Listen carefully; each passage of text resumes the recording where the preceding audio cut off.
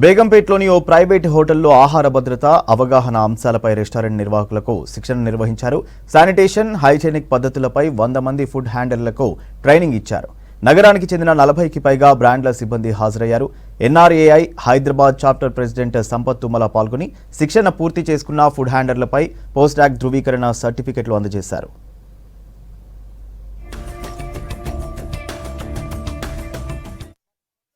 ఉద్దేశం ఏంటంటే మెయిన్ ఉద్దేశం ప్రజలకి సప్లై చేసే ఫుడ్ సేఫ్ ఫుడ్ ఉండాలి అని, మంచి ఫుడ్ ఉండాలి, వారి ఆరోగ్యం బాగుండాలనే ఉద్దేశంతోనే చట్టం ఉన్నది.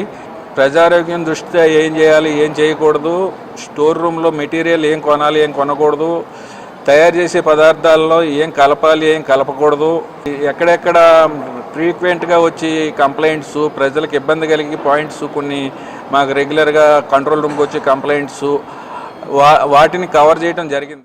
Food safety and hygienic food. Every food handler in Hyderabad, we will try to work towards ensuring that they are educated and they follow the right practices.